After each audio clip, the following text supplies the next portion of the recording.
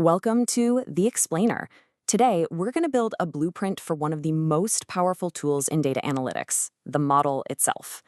Now, if you're already comfortable with storing data, you are way more than halfway there. So let's get into how you can make that data really work for you, turning it from just a static thing you store into a dynamic engine for real insight. All right, here's our game plan. We'll start with what a model even is, then check out the two main flavors, predictive and descriptive. After that, we'll walk through how they're actually built and tested, and we'll wrap up with something called the champion versus challenger approach to keep them sharp. So yeah, let's start at the very beginning. Okay, first things first, let's just get on the same page. You hear the words algorithm and model thrown around all the time, right? And a lot of people use them like they're the same thing, but they're not. So what's the real difference? It sounds like a basic question, but it's actually super important.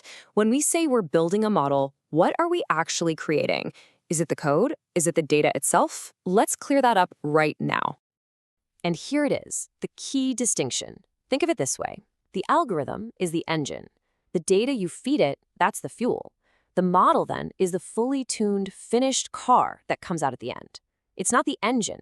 It's the result of the engine learning all the specific rules and patterns from your unique data. Okay, that brings us to our first big category, predictive models.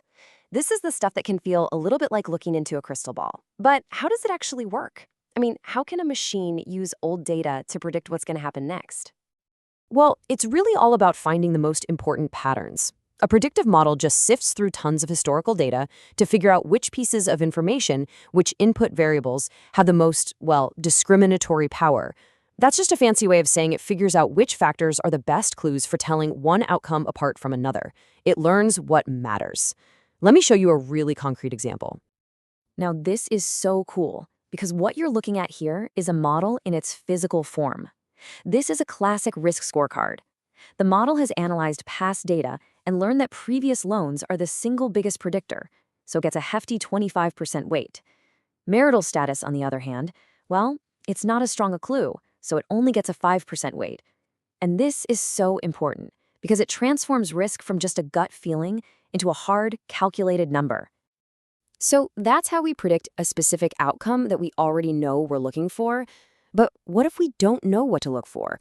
What if we just want to understand the natural hidden groupings that might already exist in our data, things we haven't even thought of?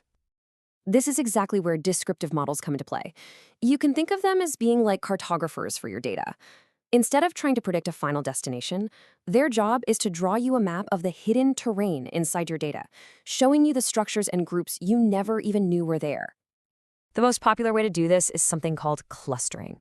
Just imagine plotting every single one of your customers on a giant multidimensional map based on all their different behaviors and traits.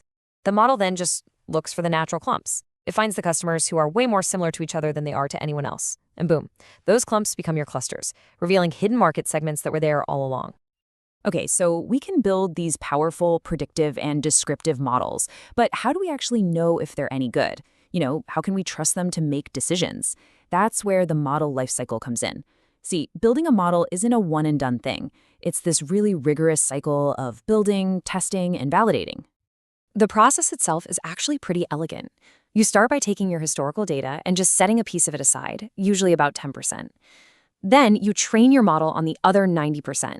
And once it's trained, you unleash it on that 10% of data that it has never seen before to see how well it does at predicting the outcomes that you already know happened. And we measure how well it did with a tool called a confusion matrix. And I promise, it's not confusing at all. It's just a simple box that shows you where the model got it right and where got it wrong. So for the shipping example, you can see it correctly predicted 7,670 shipments would be on time, and it correctly predicted 1,220 would be delayed. Those are your wins. So then you just add up all the correct predictions, divide by the total number of tests, and you get one simple, clear number, 89% accuracy. And that single number is everything, because a model that isn't being measured is a model that's probably getting worse over time. Which brings us perfectly to our last section, how to build a culture of constant improvement. Because here's the absolute truth about models. They are never, ever finished. The second you put one into production, the real world starts changing around it, and that model has to be able to keep up. So the best practice for this is an approach called champion-challenger. It's simple. Your champion is your current best model out there in the world. It's the reigning title holder. The challenger is a new, tweaked version you're testing in the background. Maybe it uses new data, or you got creative with the variables, and if that challenger proves it's more accurate, well, it becomes the new champion.